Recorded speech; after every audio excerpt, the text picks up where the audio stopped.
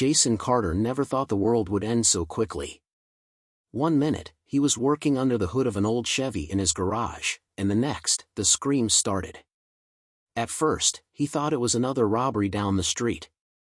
This wasn't exactly a safe neighborhood. But when the sirens kept coming, ambulances, police, even the distant rumble of helicopters, he knew something was different. Then came the news reports. A viral outbreak. A sickness with no cure. The dead were getting back up. Within hours, his city became a war zone. Jason had spent the first few hours watching from his apartment window, gripping an old baseball bat. The streets below were chaos, people running, some fighting back, others getting torn apart by things that should have been dead. The cops didn't stand a chance. Even the military, deployed with full force, was being overwhelmed. By nightfall, Jason knew he had a choice: stay inside and starve, or move while there was still a chance. He grabbed his backpack, half empty, but better than nothing. A bottle of water, a few protein bars, a flashlight, and the only weapon he owned, a rusted hunting knife his father had left him. It wasn't much, but it would have to do. His first stop was the small grocery store down the block. It was already looted, but he wasn't looking for money or electronics. He needed food, water, anything useful. The power was out, and the place smelled of spilled milk and rotting meat. Stepping over broken glass, he moved cautiously, ears straining for any sound. And then he heard it. A shuffle. A low, guttural growl. Jason froze. In the dim glow of the streetlights filtering through the shattered windows, he saw the shape, a woman in a bloodstained dress, her head tilted unnaturally to the side. Her mouth hung open, lips peeled back over blackened gums. The worst part wasn't how she looked. It was how she moved. She twitched, jerking like a marionette with its strings caught wrong. Her fingers scraped along the shelves as she turned toward him. Jason backed away slowly. One step at a time. Don't make noise. Don't run. But his foot caught on a fallen display rack. Crash. The zombie's head snapped toward him. And then, she lunged. Jason barely had time to react. He swung the baseball bat, cracking it against her temple. She staggered but didn't fall. No pain. No hesitation. Just hunger. She reached for him again. Jason swung harder. This time, the bat connected with a sickening crunch. The woman collapsed, but she didn't stop moving, her hands clawed at the air, her broken jaw snapping open and shut. Jason didn't stay to watch. He turned and bolted to the store's back office, slamming the door shut behind him. His heart pounded in his chest, but he wasn't safe yet. The store wasn't secure, and worse, he had just made a lot of noise. As he caught his breath, he peeked through the blinds. The street outside was filling with shadows. More figures. More of them. Jason gritted his teeth. The first day, and he was already trapped. He had to survive. He had to find food, water, and a safe place to hide. Day 1 of 100. And he was already running out of time. Jason quickly learned that survival wasn't about strength or weapons, it was about routine. The grocery store had become his temporary refuge, but he knew it wouldn't last. The undead were everywhere. They drifted up and down the streets, their soulless eyes scanning the empty world for something, someone, to devour. Inside the store's back office, Jason took inventory of what little he had. 2 bottles of water, 3 cans of beans, a half-eaten protein bar, and a handful of stale crackers. Not exactly a feast, but it would have to last. The days blurred together. Every morning, he listened. If the streets were quiet, he'd venture out, carefully, cautiously. Scavenge. Hide. Repeat. On day 5, he found a radio. It was buried under a pile of torn cereal boxes in the store's checkout area. At first, he thought it was dead, just another useless remnant of the world that had died. But when he twisted the dial, static crackled to life. And then, a voice. This is safe haven. If you can hear this, you are not alone. Repeat, safe haven is operational. Survivors are welcome. Coordinates are. The transmission cut to static. Jason's pulse quickened. A safe zone? He wasn't sure if it was real, but it was hope. The only problem? He had no idea where those coordinates were. On day 9, he made a mistake. The canned food was running low, and Jason was starving. He decided to check the gas station across the street. It was stupid. The front doors were shattered, and the floor was smeared with dried blood. He should have walked away. But then he saw it, a half-stocked shelf of bottled water and energy bars. Jason grabbed what he could, stuffing his backpack. He had just reached for another bottle when something clattered behind him. He turned, and locked eyes with a man. Not a zombie. A man. Thin, wild-eyed, clutching a crowbar and shaking hands. Jason raised his own hands in peace. "I'm just grabbing supplies," he said carefully. The man's gaze flicked to Jason's backpack. His lips curled. "No," he rasped. "That's my food." Jason barely had time to react before the man lunged. They hit the floor hard. Jason struggled against the man's grip, but hunger had made them both weak. The crowbar swung wildly, missing Jason's head by inches. Jason fought back desperately. He wasn't a soldier. He wasn't a killer. But in this world, there were no rules. With one last shove, Jason sent the man sprawling backward, right into the broken glass of the shattered door. For a split second, there was silence. Then, the moan. The undead had heard the fight. Jason bolted as the first zombie dragged itself through the doorway. The man scrambled to his feet, but it was too late. Jason didn't look back. Survival had a price. By the time Jason made it back to the grocery store, his hands were shaking. His heart pounded with guilt, but there was no time for regret. He had to keep moving. Had to keep surviving. That night, as he sat alone in the dark, the radio crackled again. "This is Safe Haven. If you can hear this, you are not alone." Jason clenched his jaw. He had to find them. Because being alone in this world wasn't just dangerous. It was a death sentence. By day 15, Jason had developed a system. He stayed hidden during the day, only moving when necessary. At night, he scavenged, careful, precise, never staying in one place too long. The grocery store had served its purpose, but it was no longer safe. The undead were learning. Maybe not in the way people did, but Jason noticed their patterns. They lingered longer in places where movement had been spotted. Their moans carried across the city, drawing others like a beacon. He had to leave. And then, he found them.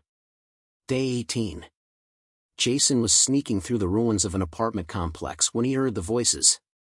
At first, he thought he was hallucinating. It had been weeks since he'd heard another human who wasn't trying to kill him. He crouched low behind a rusted-out sedan, straining to listen. "Can't stay here much longer." A woman's voice. "We need to get to the safe zone." A second voice. A man, older, calmer. Jason's pulse quickened. The safe zone. They knew about it too. For the first time in weeks, Jason took a risk. He stepped out from behind the car, hands raised. "I heard your transmission," he said cautiously. "You know where Safe Haven is?" The reaction was immediate. 4 figures spun toward him, weapons drawn. The leader, Marcus, was a stocky man in his 40s with sharp, calculating eyes. He sized Jason up, his grip tight on a pistol. Beside him was Lena, a woman with a scar across her cheek, holding a blood-stained machete. The other two were Sam, a wiry teenager with a makeshift spear, and Derek, a quiet, hulking man with a shotgun. "You're alone?" Marcus asked. Jason nodded. "Just me." Marcus glanced at the others, then back at Jason. "We don't usually take in strays." "I can pull my weight," Jason said quickly. "I fix things. Engines, locks, anything mechanical. Lena smirked. You a mechanic or a salesman? Jason's stomach clenched. This was a mistake. He had no reason to trust them, but if they really knew the way to safe haven, he couldn't afford to walk away. After a tense silence, Marcus sighed. All right. You stay close. No dead weight. Jason nodded.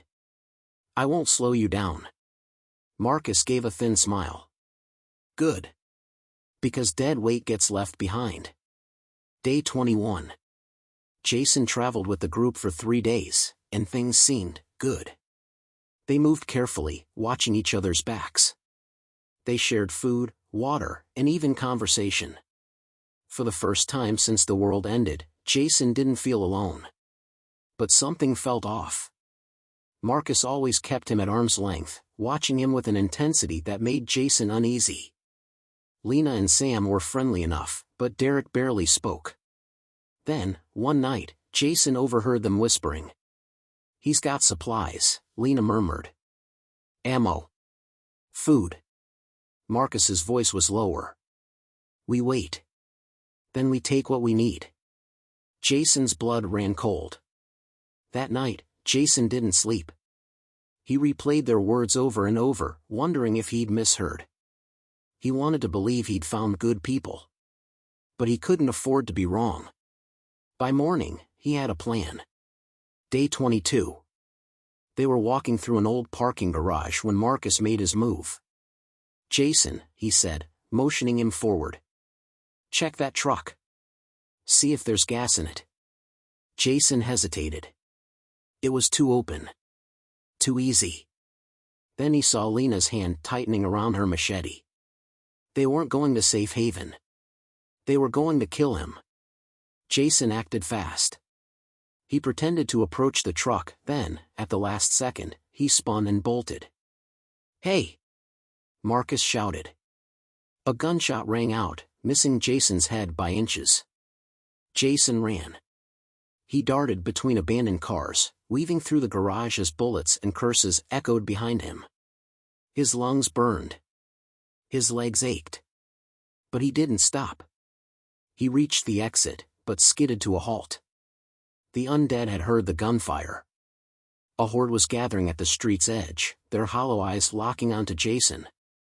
He had two choices: run back to Marcus's group and die by their hands, or take his chances with the horde. Jason gritted his teeth. He ran toward the zombies.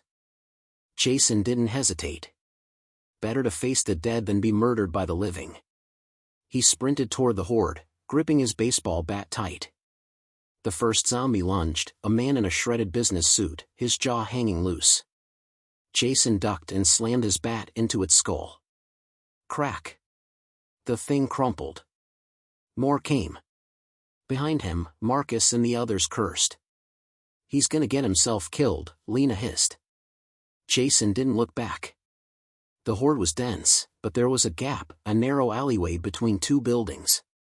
If he could reach it before the zombies closed in, he'd have a chance.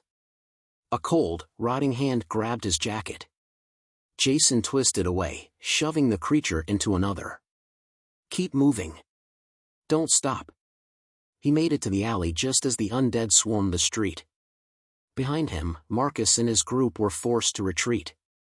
Jason was free. But he was alone. Day 25. Jason had no supplies. No safe place to go. For 2 days, he wandered the ruined streets, weak from hunger. He broke into a pharmacy, hoping to find food, only to discover a massacre. Bodies littered the floor. Not zombies, people. Some had been shot. Others had been stabbed. The shelves were picked clean, except for expired medicine and scattered bandages. Jason felt his stomach twist. The living were worse than the dead. Just as he was about to leave, he heard it, a quiet sniffle. He froze. At the back of the pharmacy, half hidden behind a toppled shelf, a girl stared at him with wide, frightened eyes. She couldn't have been older than 10. Her dark hair was tangled, her clothes filthy. She clutched a kitchen knife in small, shaking hands. Jason raised his hands slowly. "Hey," he said softly. "I'm not gonna hurt you." The girl didn't speak. Jason knelt, keeping his voice calm. "Are you alone?" A long pause. Then, a whisper, "My dad went to get food. He never came back." Jason swallowed. He didn't have to look outside to know the truth. Day 26. Her name was Sophie. Jason debated leaving her behind. She'd slow him down. Make things harder. But as he watched her sit in the corner, knees pulled to her chest, he knew he couldn't. So they left the pharmacy together. Sophie didn't talk much. She followed Jason closely, but her eyes were sharp. She wasn't just some helpless kid, she had survived this long. That night, as they huddled in an abandoned bookstore, Jason turned on the radio. "This is Safe Haven. If you can hear this, you are not alone." Sophie's head lifted. "Is that real?" she asked. Jason exhaled. "I don't know. But we have to try." Sophie hesitated. "What if it's dangerous?" Jason thought of Marcus. Of the bodies in the pharmacy. Everything is dangerous. Day 30. They moved carefully. Jason taught Sophie how to stay quiet, how to look for escape routes. She learned fast. At night, they whispered about life before. Sophie talked about her dad, about how he promised they'd go to the beach one day. Jason told her about his old job, his stupid car that never worked. For the first time since the world ended, Jason had someone to protect. And that terrified him. Because hope was dangerous. Day 34. They were 5 blocks from their next target, a fire station rumored to have supplies. Then, the screaming started. Jason pulled Sophie behind a dumpster as a group of people ran past, chased by the largest horde Jason had ever seen. Hundreds of them. And the horde was heading straight for them. Jason's grip tightened on Sophie's hand. "We run. Now." They didn't look back. Survival wasn't a choice. It was the only thing that mattered. Jason and Sophie ran. The horde moved like a tidal wave, consuming everything in its path. The air filled with the gurgling moans of the undead, the frantic screams of the survivors who hadn't been fast enough. Jason held tight to Sophie's hand, dodging wrecked cars and debris. They had no direction, just a way. Sophie gasped, her small legs struggling to keep up. Jason spotted an overturned bus, its shattered windows offering a way inside. A place to hide. "In here," he shouted, lifting Sophie through a broken window before pulling himself in. The stench inside was suffocating. Bodies. Long dead passengers slumped in their seats, their faces frozen in terror. Sophie gagged, covering her nose. "Quiet," Jason whispered. They crouched low as the horde passed. Through the shattered glass, Jason watched dozens, hundreds, of zombies shuffling by. Then, he saw them. Marcus and his group. The traitors were barely a block away, running from the same horde. Jason's stomach twisted. He should let them die. But Marcus was fast. His group ducked into a pawn shop, barricading the door behind them. Jason exhaled. At least they weren't his problem anymore. The horde took nearly an hour to pass. When the last of the moans faded, Jason and Sophie climbed out of the bus. "We need supplies," Jason murmured. Sophie hesitated. "That store," she pointed to the pawn shop. Jason frowned. It was a risk. But it was also the best option nearby. He checked his knife. "Stay behind me." Day 35. The pawn shop was eerily silent. A bad sign. Jason stepped over the broken glass, gripping his bat. Bodies lay scattered across the floor, not zombies. People. Marcus and his crew. Jason's stomach turned. It wasn't the horde that had gotten them. It was something else. Sophie nudged him, pointing at a message smeared in blood on the wall. "No safe place left." Jason's pulse quickened. Someone had been here. Recently. Then, a noise, a soft scrape of movement from the back room. Jason raised his bat. Someone was watching them. Day 37. The attacker never came. Whoever had written the message had vanished into the ruins of the city. But the message stuck with Jason. No safe place left. Was safe haven even real? Or just another lie? He didn't have answers, but he knew one thing: he couldn't stop now. As the sun set, Jason and Sophie found a rooftop to sleep on, away from the streets. Sophie pulled her knees to her chest. What if there's nothing out there? Jason looked at her, then at the broken world below. Then we keep moving. They had no choice. Because stopping meant dying. Part 6, Safe Haven or Another Lie. By day 50, Jason and Sophie were barely holding on. Food was running low. Their bodies were weak. The days blurred together, a cycle of running, hiding, and hoping they wouldn't be caught. But Jason had made a decision. They were going to Safe Haven. The radio message still played every night. If it was real, it was their best shot. If it wasn't, then at least they'd die trying. We're almost there, Jason promised as they walked along an abandoned highway. Sophie, exhausted, didn't respond. He wasn't sure if she believed him anymore. Day 60. They found a map. It was buried in the glove compartment of a wrecked police car. Jason traced a finger over the marked locations, his breath catching. Safe Haven was real. A military outpost, built before everything collapsed. It was 70 miles east. They had a destination. Hope was dangerous, but for the first time, Jason allowed himself to feel it. Day 75. The closer they got, the more dangerous things became.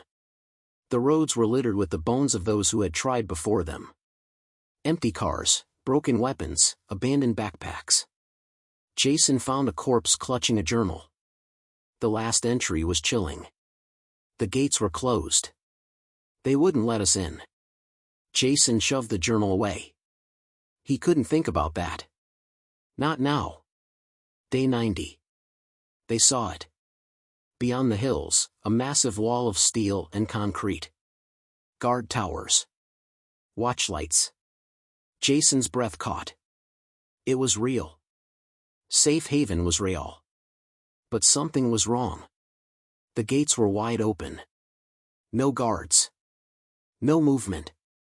Just silence. Jason and Sophie exchanged a glance. Do we go in? Sophie whispered. Jason gripped his bat. They didn't have a choice. Day 100. The streets inside Safe Haven were empty. Bloodstains covered the walls. Vehicles sat abandoned. The air was thick with the smell of death. It wasn't Safe Haven anymore. It was a graveyard. Sophie clung to Jason's arm. We're too late. Jason's mind raced. They had come all this way. For nothing? Then, a sound, a gun being cocked. Jason froze. From the shadows, a group of survivors emerged. Armed. Hardened. Their leader, a woman with sharp eyes, studied Jason and Sophie. You're not infected, she said. Good. We need fighters. Jason swallowed. What happened here? The woman glanced at the ruins around them. The dead got in. The soldiers abandoned us. But we're taking it back. Jason exhaled. They weren't safe yet. But maybe, just maybe, they had finally found a place to fight for. The end.